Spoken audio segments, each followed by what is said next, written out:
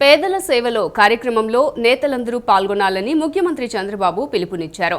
నిరంతరం ప్రజల్లో ఉంటేనే మంచి నేతలుగా రాణిస్తారన్నారు. ప్రజా సమస్యలను ఎప్పటికప్పుడు పరిష్కరించాలని సూచించారు. పెన్షన్ల పంపిణీని నేతలందరూ పేదల సేవగా భావించాలన్నారు. ఈ కార్యక్రమంలో నేతల భాగస్వామ్యం 25,000కు చేరిందన్నారు. ఆంధ్రప్రదేశ్ రాష్ట్ర ముఖ్యమంత్రి నారా చంద్రబాబు నాయుడు తెలుగుదేశం పార్టీ నేతలతో టెలికాన్ఫరెన్స్ నిర్వహించారు. ఈ సందర్భంగా తెలుగు తమ్ముళ్లకు సీఎం కీలక ఆదేశాలు జారీ చేశారు. పేదల సేవలో కార్యక్రమంలో నేతలందరూ పాల్గొనాలని దిశానిర్దేశం చేశారు. ప్రజల్లో నిరంతరం ఉంటేనే మంచి రాజకీయ నేతలుగా రాణించగలరని సూచించారు. ప్రజల కష్టనష్టాలు ఎప్పటికప్పుడు తెలుసుకుంటూ వారి సమస్యల పరిష్కారానికి కృషి చేయాలని ఆదేశించారు. పింఛన్ల పంపిణీలో అందరూ నేతలు తప్పనిసరిగా పాల్గొనాలని, ఇది పేదల సేవగా భావించాలని సూచించారు. పింఛన్ల పంపిణీలో నేతలు భాగస్వామ్యంతో పనిచేయాలని సీఎం చంద్రబాబు ఆదేశించారు. దిత్వా తుఫాను నేపథ్యంలో అధికారులందరూ అప్రమత్తంగా ఉండాలని హోంమంత్రి వంగలపూడి అనిత ఆదేశించారు. క్షేత్రస్థాయిలో ప్రజలను ఎప్పటికప్పుడు అప్రమత్తం చేయాలని, ప్రాణనష్టం లేకుండా చూసుకోవాల్సిన బాధ్యత మనందరిపైన ఉందన్నారు. సహాయం కోసం కంట్రోల్ రూమ్కు వచ్చే కాల్స్కు వెంటనే స్పందించాలని సూచించారు. దిత్వా తుఫాన్పై సచివాలయంలో ఆర్టీజీఎస్ స్టేట్ సెంటర్ నుంచి హోంమంత్రి వంగలపూడి అనిత సమీక్ష నిర్వహించారు. నెల్లూరు, తిరుపతి, కడప, చిత్తూరు, అన్నమయ్య జిల్లాల కలెక్టర్లతో వీడియో కాన్ఫరెన్స్తో మాట్లాడారు. RTGS secretary Katamaneni Bhaskar, CEO Prakhar Jain, ఉన్నతాధికారులు సమీక్షా సమావేశంలో పాల్గొన్నారు. ఈరోజు, రేపు అధికారులు మరింత అలర్ట్గా ఉండాలన్నారు. క్షేత్రస్థాయిలో ప్రజలను ఎప్పటికప్పుడు అప్రమత్తం చేయాలని, ప్రాణనష్టం లేకుండా చూసుకోవాల్సిన బాధ్యత మనందరిపై ఉందన్నారు. సహాయం కోసం కంట్రోల్ రూమ్కి వచ్చే కాల్స్కు వెంటనే స్పందించాలని సూచించారు. ప్రమాద స్పాట్ల వద్ద అవాంఛనీయ సంఘటనలు జరగకుండా అధికారులను నియమించాలని ఆదేశించారు. జనజీవనానికి అడ్డంకులు కలిగించే విరిగిన కొమ్మలు, హోర్డింగ్స్ వంటివి వెంటనే తొలగించే ఏర్పాట్లు చేయాలన్నారు. విద్యుత్తుకు అంతరాయం కలిగితే వెంటనే పునరుద్ధరణ చేయాలని ఆదేశించారు. అన్ని ముందస్తు చర్యలు తీసుకున్నామని కలెక్టర్లు వివరించారు. అవసరమైతే పునరావాస కేంద్రాలకు తరలించడానికి ఏర్పాట్లు చేశామని వెల్లడించారు. కేంద్ర ఎన్నికల సంఘం చేపడుతున్న ఓటరు జాబితా ప్రత్యేక సమగ్ర సవరణను స్వాగతిస్తున్నట్లు ఎంపీ లావు శ్రీకృష్ణదేవరాయలు తెలిపారు. ఏపీలోనూ ఐఎస్ఆర్ ప్రక్రియ చేపట్టాలన్నారు. కృష్ణా నదీ జలాల వినియోగం, నీటి కేటాయింపుల్లో స్పష్టతపైన పార్లమెంట్లో చర్చ జరగాలని కేంద్రాన్ని కోరినట్లు తెలియజేశారు. ఆధార్ తరహాలో ఓటర్ కార్డును సైతం పగడ్బందీగా రూపొందించాలని కోరామన్నారు. ఆక్వా రైతుల సమస్యలపైన చర్చ జరిపి పార్లమెంటు వేదికగా వారికి స్పష్టమైన హామీతో పాటు భరోసా ఇవ్వాలని కోరినట్లు వివరించారు. విశాఖపట్నంలో మెట్రో రైల్ ప్రాజెక్టుకు వెంటనే అనుమతులు ఇవ్వాలని కేంద్రాన్ని కోరామన్నారు. పార్లమెంటు సమావేశాల నేపథ్యంలో కేంద్ర మంత్రి రాజ్నాథ్ సింగ్ నేతృత్వంలో అఖిలపక్ష భేటీ జరిగింది. సమావేశాలు సజావుగా సాగేందుకు సహకరించాలని విపక్ష పార్టీలను కేంద్రం విజ్ఞప్తి చేసింది. అఖిలపక్ష భేటీ అనంతరం శ్రీకృష్ణదేవరాయలు మీడియాతో మాట్లాడారు. కృష్ణా జలాల పంపిణీలో గందరగోళం వల్ల ఏపీ నష్టపోతోందని, దీనిపై పార్లమెంట్లో చర్చించాలని కోరినట్లు చెప్పారు. పార్లమెంట్లో 7 అంశాలపై చర్చించాలని కోరామన్నారు. ఓటర్ల జాబితా క్రమబద్ధీకరణ, ఎస్ఐఆర్ను స్వాగతిస్తున్నామన్నారు. ఆంధ్రప్రదేశ్లో సత్వరమే ఎస్ఐఆర్ ప్రక్రియను ప్రారంభించాలని కోరినట్లు తెలిపారు. జీఎస్టీలో మార్పుల వల్ల కలిగిన ఆర్థిక ప్రయోజనాలు, అలాగే పర్యవసానాలపై చర్చ జరగాలని విజ్ఞప్తి చేశారు. పత్తి, మొక్కజొన్న, అరటి, ఆక్వా రైతుల సమస్యలపై సభలో సమగ్రంగా చర్చించాలని కోరినట్లు చెప్పారు. 7 విషయాలపైన మేము మాట్లాడటం జరిగింది. జిఎస్టీ 2.0 కొత్తగా రేట్లు తగ్గించిన తర్వాత ఏ విధంగా అయితే రాష్ట్ర దేశ ఆర్థిక పరిస్థితి మెరుగుపడిందో దానిపైన చర్చించాలి. రైతులకు సంబంధించి ఆంధ్రప్రదేశ్లో ముఖ్యంగా కాటన్ రైతులు, మేజ్ రైతులు, అరటి, ఆక్వా వీరందరికీ సంబంధించిన ఇష్యూస్ పైన మాట్లాడాలని చెప్పి చర్చించాలని చెప్పి కోరటం జరిగింది. ఏదో పెద్ద పెద్ద భారీ మీటింగ్లు పెడుతున్నారు. మీటింగ్లు పెట్టిన తర్వాత చాలా మంది తొక్కిస్లాట్లో చనిపోతా ఉన్నారు. ఆంధ్రప్రదేశ్లో కానీ మిగతా దేశాల్లో కూడా మిగతా రాష్ట్రాల్లో కూడా చూడటం జరిగింది. దానిపైన చర్చ జరపాలి. ఇది ఎలా అరికట్టచ్చు అనేది మనం ముందు తీసుకురావచ్చు అని చెప్పి కోరటం జరిగింది.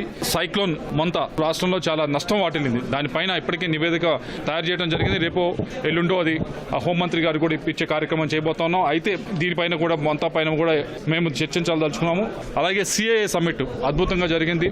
అయితే అదే విశాఖపట్నానికి మనం మెట్రో గురించి మనం అడుగుతా ఉన్నాం. దాని గురించి చర్చించాలి. అది రీఆర్గనైజేషన్ యాక్ట్ లో పొందుపరచడం జరిగింది. విశాఖపట్నం మెట్రో, విజయవాడ మెట్రో, దీని రెండింటిపైన కూడా చర్చించాలని చెప్పి మేము కోరటం జరిగింది. జరిగింది. అలాగే జల్ జీవన్ మిషన్ కి సంబంధించి మరీ ముఖ్యమైనది చర్చ జరగాలి.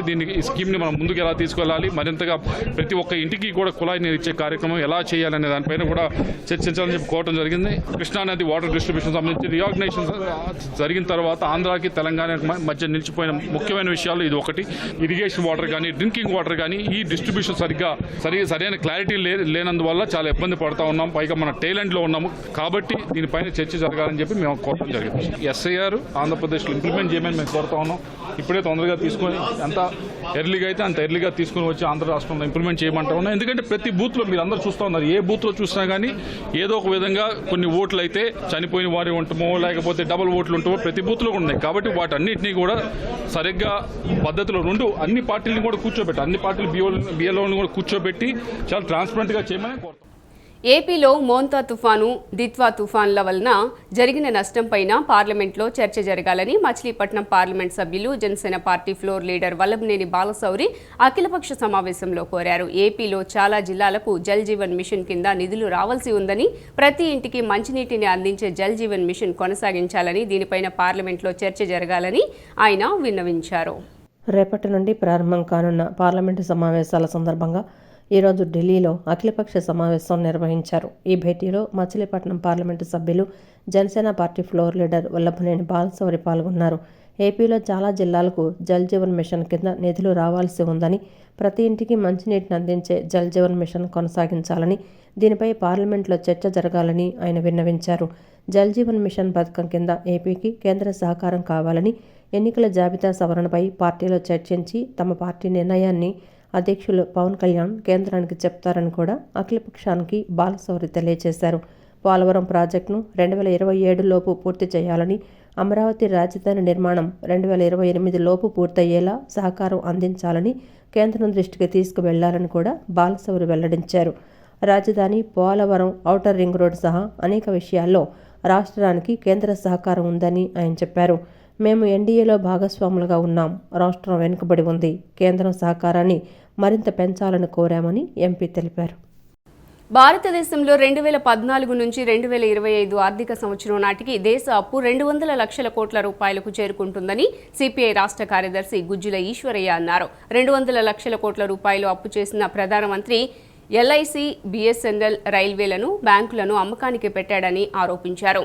విద్యారంగాన్ని మొదలుకొని ప్రభుత్వ రంగ సంస్థలను విధ్వంసం చేయడానికి ప్రయత్నం చేశారన్నారు. 14 మంది ప్రధానమంత్రుల కాలంలో దేశం అప్పు 55 లక్షల కోట్లు ఉంటే ఒక ప్రధానమంత్రి నరేంద్ర మోదీ చేసిన అప్పు 200 లక్షల కోట్ల రూపాయలని ఎవరు గొప్ప అని ప్రశ్నించారు. సిపిఐ ఎన్టీఆర్ జిల్లా సమితి ఆధ్వర్యంలో హనుమాన్పేటలోని దాసరి భవన్లో నిర్వహిస్తున్న 2 రోజుల వర్క్షాప్లో వర్తమాన రాజకీయ పరిస్థితులు, కమ్యూనిస్టు ఉద్యమం అంశంపై నేడు చర్చించారు. సిపిఐ రాష్ట్ర కార్యదర్శి గుజ్జుల ఈశ్వరయ్య పాల్గొని ప్రసంగించారు. విద్యారంగాన్ని మొదలుకొని ప్రభుత్వ రంగ సంస్థలను విధ్వంసం చేయడానికి ప్రయత్నం చేశారన్నారు.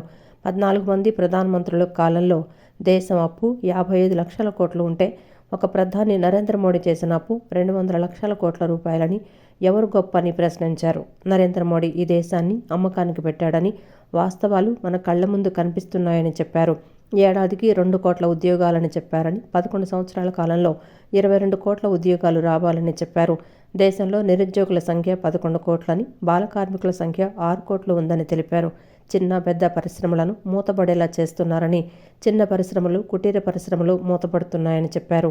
మంగళగిరి, చిలకలూరుపేటలో గార్మెంట్ పరిశ్రమలు మూతపడ్డాయన్నారు. ప్రభుత్వ వైఫల్యాలను ప్రశ్నిస్తే దేశద్రోహులని ముద్ర వేస్తోందని తెలిపారు. ఆపరేషన్ సింధూర్ ఎవరు ఆపమన్నారని, అమెరికా అధ్యక్షుడు సీజ్ ఫైర్ అంటే ఆపింది తప్ప దేశ ప్రజలపై ప్రేమతో కాదన్నారు. ఉగ్రవాదాన్ని అరికట్టడానికి ఇంటెలిజెన్స్ వ్యవస్థ ఏమైందని ప్రశ్నించారు. ఫైనాన్షియల్ ఇయర్ ఎండింగ్ నాటికి ఈ దేశ అప్పు 200 లక్షల కోట్ల రూపాయలకు అప్పు చేరుకున్నటువంటి పరిస్థితి ఈ దేశంలో కొనసాగుతూ ఉంది. ఈ దేశంలో 200 లక్షల కోట్లు అప్పు చేసినటువంటి ప్రధానమంత్రి ఎల్ఐసిలను అమ్మకానికి పెట్టాడు, బిఎస్ఎన్ఎల్ను అమ్మకానికి పెట్టాడు, రైల్వేలను అమ్మకానికి పెట్టాడు. చివరికి వాట్సులు ఉన్నాయి కదా, వాటి కూడా బయట వ్యక్తులకు ఇచ్చాడు. నువ్వు బ్యాంకులను అమ్మకానికి పెట్టావు. ఏంటి ఐఐటి, ట్రిపుల్ యూనివర్సిటీలు మొత్తం విద్యారంగాన్ని వదులుకొని మొత్తం ప్రభుత్వ రంగ సంస్థలను విధ్వంసం చేయడానికి కావాల్సిన ప్రయత్నం చేశావు. మరి 200 లక్షల కోట్లు అప్పు చేసిన ప్రధానమంత్రి, 14 మంది ప్రధానమంత్రులు, వారు గొప్ప నువ్వు గొప్ప, మరి నువ్వు ఏ విధంగా విశ్వగురువు అయిపోయావని చెప్పితే ఈ దానికి జవాబు లేనటువంటి పరిస్థితి. అనంతరం సిపిఐ జాతీయ కార్యదర్శి రామకృష్ణ మాట్లాడుతూ 2025 డిసెంబర్ 26వ తేదీ నాటికి భారత కమ్యూనిస్టు పార్టీకి 100 సంవత్సరాలు పూర్తవుతున్నాయని చెప్పారు. శతవార్షికోత్సవాన్ని దేశవ్యాప్తంగా జరుపుకుంటున్నారని, శతాబ్ది ఉత్సవాల ముగింపు సందర్భంగా జనవరి 18న ఖమ్మం నగరంలో ర్యాలీ బహిరంగ సభ నిర్వహిస్తున్నట్లు తెలిపారు. భారత కమ్యూనిస్ట్ పార్టీకి 100 సంవత్సరాలు పూర్తవుతూ ఉంది. శతవార్షికోత్సవాన్ని ఇవాళ దేశమంతటా కూడా ఘనంగా అన్ని రాష్ట్రాల్లో జరుపుకుంటా ఉన్నాం.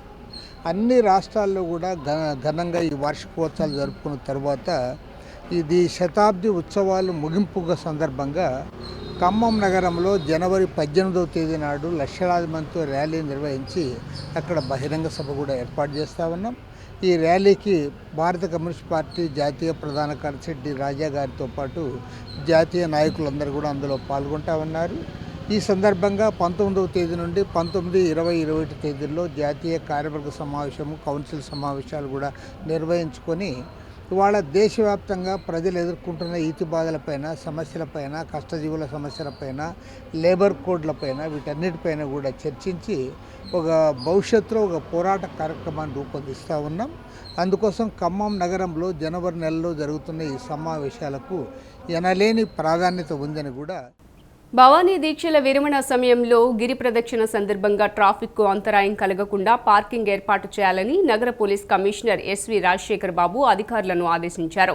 దర్శన సమయంలో భక్తులకు ఎటువంటి ఇబ్బందులు రాకుండా అవసరమైన చర్యలు తీసుకోవాలని అధికారులకు ఆదేశాలు జారీ చేశారు.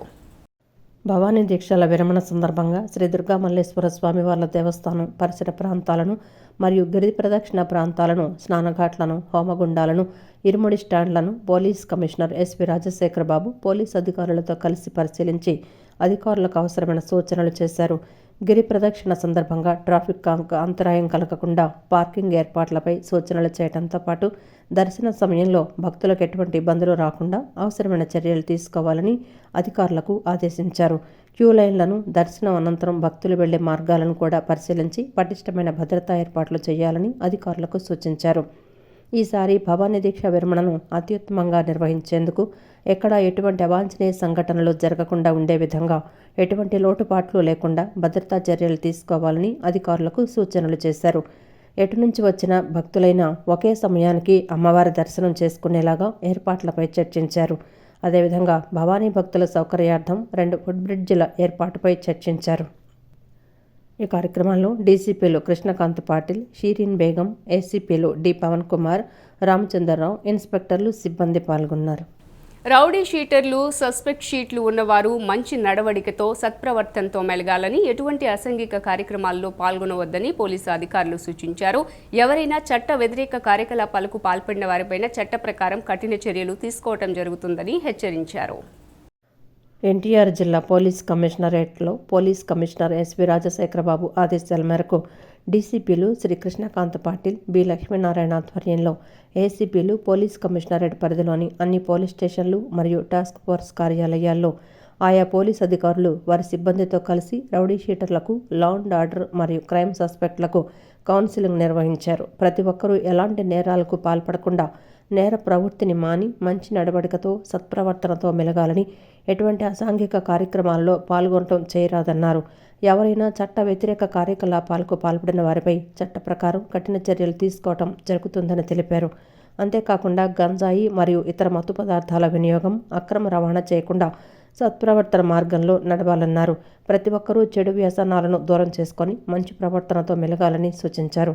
ప్రతి ఒక్కరిపై పోలీసు వారి నిఘా ఏర్పాటు చేయడం జరుగుతుందని, ఎవరైనా ఎక్కడైనా గొడవలు, ఇతర నేరాలలో పాల్గొంటే వారిపై కఠిన చర్యలు తీసుకోవడం జరుగుతుందని హెచ్చరించారు. నైరుతి బంగాళాఖాతంలో దిత్వా తుఫాను ప్రభావం కొనసాగుతోంది. ప్రస్తుతం ఇది కారైకాల్కు 80 కిలోమీటర్లు, పుదుచ్చేరికి 160 కిలోమీటర్లు, చెన్నైకి 250 కిలోమీటర్ల దూరంలో కేంద్రీకృతమై ఉన్నట్లు రాష్ట్ర విపత్తుల నిర్వహణ సంస్థ పేర్కొంది. గడిచిన 6 గంటల్లో సుమారు 5 కిలోమీటర్ల వేగంతో ఈ తుఫాను కదిలినట్లు తెలిపింది. మరో 24 గంటల్లో ఉత్తర తమిళనాడు, పుదుచ్చేరి తీరాలకు సమాంతరంగా కదిలే అవకాశం ఉంది.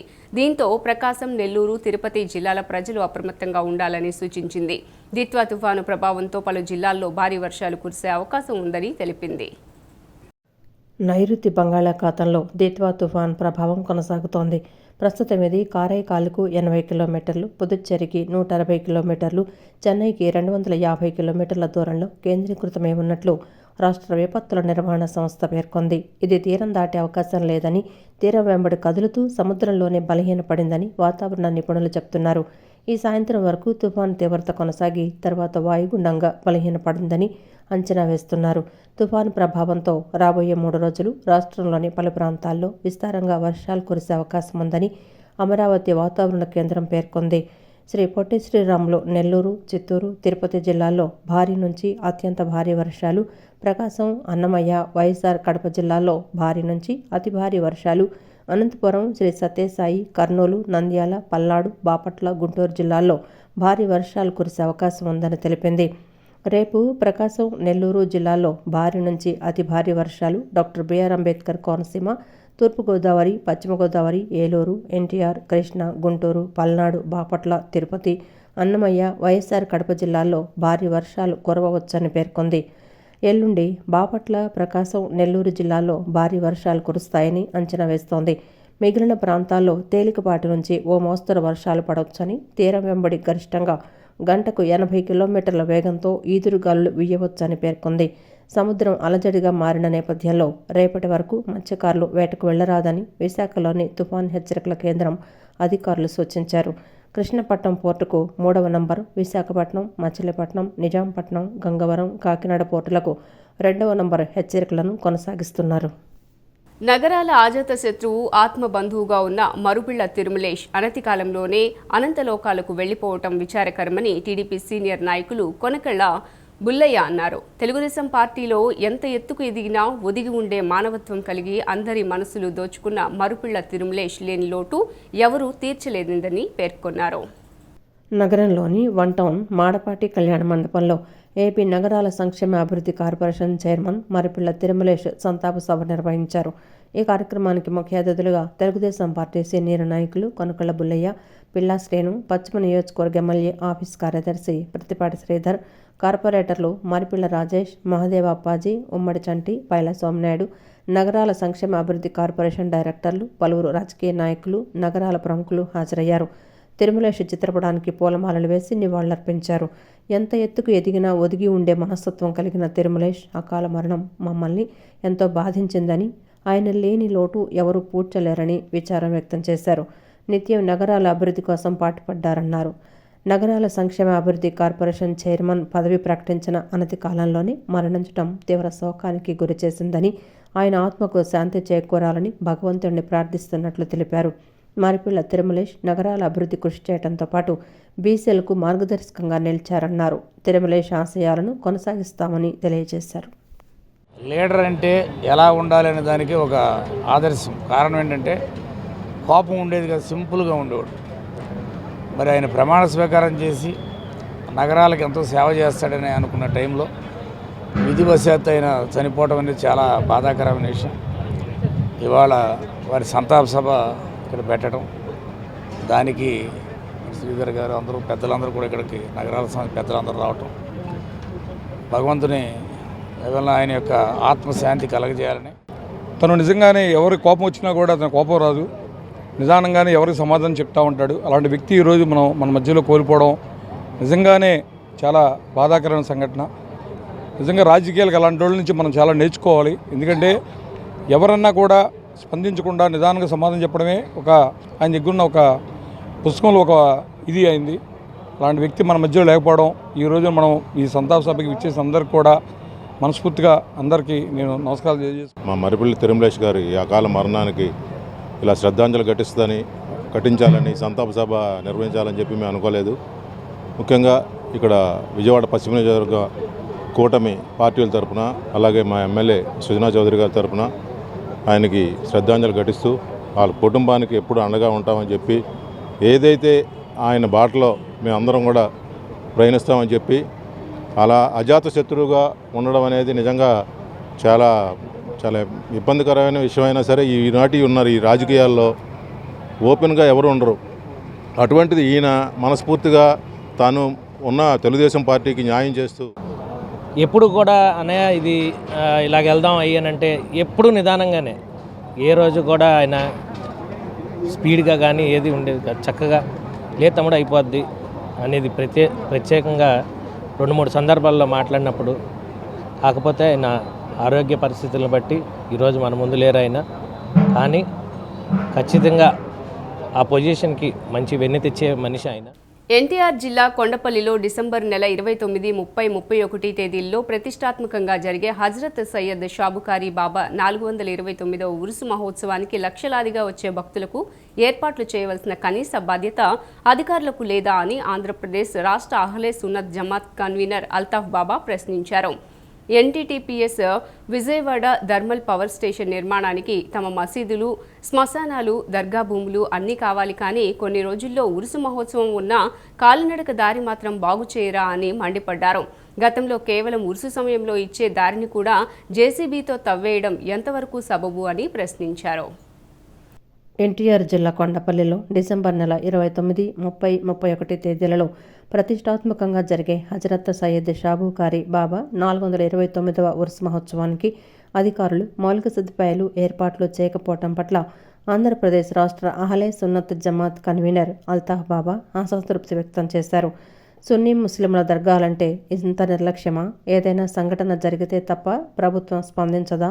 అధికారులకు మైనార్టీలంటే చులకన అని ప్రశ్నించారు. దర్గాకు వెళ్లే ప్రధాన రహదారి అస్తవ్యస్తంగా ఉందని, పైపులు లీకేజ్తో సుమారు 6 నెలల నుండి నీరు రోడ్డుపై నిలబడి బురదగా మారిందన్నారు.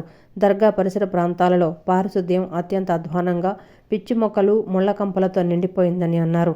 కనీస మౌలిక సదుపాయాలు లేవని చెప్పారు.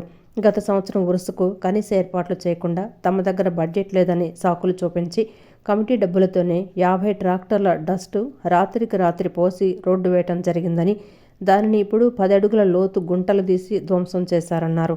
రాష్ట్ర ముఖ్యమంత్రి నారా చంద్రబాబు నాయుడు, ఐటీ విద్యాశాఖ మంత్రి నారా లోకేష్కు విజనరీ ఉంటే సరిపోదని, రాష్ట్రం అభివృద్ధి చెందాలన్నా అన్ని మతాల కులాల వారు సుఖ సంతోషాలతో ఉండాలన్నా కింది స్థాయి వారికి కూడా విజనరీ ఉండాలన్నారు. సున్నీ ముస్లింలకు సంబంధించిన దర్గాలు, పీర్ల పంజాలను గత ప్రభుత్వం నిర్లక్ష్యం చేసిందని, చంద్రబాబుపై నమ్మకం పెట్టుకున్న సున్నీ ముస్లింలు ఈ ప్రభుత్వాన్ని భారీ మెజారిటీతో గెలిపించుకున్నారని తెలిపారు. కానీ అవే తప్పులు ఇప్పుడు కూడా పునరావృతం అవుతున్నాయని, సున్నీ ముస్లింలకు సంబంధించిన దర్గాలు, ప్రార్థనా స్థలాలపై చిన్నచూపు, నిర్లక్ష్యం అత్యంత బాధాకరమన్నారు. ఉరుసు మహోత్సవానికి వచ్చే భక్తులకు అన్ని విధాల ఏర్పాట్లు చేసే విధంగా రాష్ట్ర ప్రభుత్వం అధికారులకు ఆదేశాలు ఇవ్వాలని విజ్ఞప్తి చేశారు. లక్షలాదిగా ప్రజలు రావటం మత సామరస్యానికి నిదర్శనమైనటువంటి ఈ దర్గా భక్తుల రాకపోకల కోసం గతంలో ఎన్టీడీపీఎస్ యాజమాన్యం ఏదైతే ఉందో దర్గా భూములన్నీ తీసుకోవడంతో దర్గా ఎన్టీడీపీఎస్ లోపల ఉండటం వలన బ్రిడ్జి ఏర్పాటు చేయడం జరిగింది. ఆ బ్రిడ్జి ఇప్పుడు ఎక్కువ మంది వస్తే మాత్రం కుప్పకూలిపోయే పరిస్థితి ఉంది, చాలా ప్రమాదకరంగా మారుతుంది. కాబట్టి కింద నుంచి కాలినడక దారి ఏర్పాటు చేయడం జరిగింది. ఈ కింద నుంచి కాలినడక దారి ఏదైతే ఉందో ఉరుసు మహోత్సవం దగ్గర పడుతున్న సమయంలో మేము ఎన్నోసార్లు అధికారులకు విన్నవించినా కూడా కింద నుంచి ఏదైతే కాలినడక దారి ఉందో కనీసం 10 అడుగుల లోతు 40-50 అడుగుల బారు దాకా గుంటగా మార్చడం జరిగింది. ఇదంతా పూడ్చాలంటే చాలా సమయం పట్టేటట్టు ఉంది, చాలా ప్రమాదకరంగా ఉంది. కాబట్టి అధికారులు పూర్తిగా నిర్లక్ష్యం వహిస్తున్నారు. రాష్ట్రంలో సున్నీ ముస్లింల పరిస్థితి చాలా దయనీయంగా ఉంది. సున్నీ ముస్లింల దర్గాలన్నా కూడా, సున్నీ ముస్లింల మసీదులు కానీ, సున్నీ ముస్లింల పీర్ల పంజాలు కానీ వ్యవహారం చూస్తుంటే చాలా దారుణంగా ఉంది. సిటీ న్యూస్ ఇంతటితో సమాప్తం. తిరిగి వార్తల్లో మళ్ళీ కలుద్దాం. అంతవరకు సెలవు, నమస్కారం.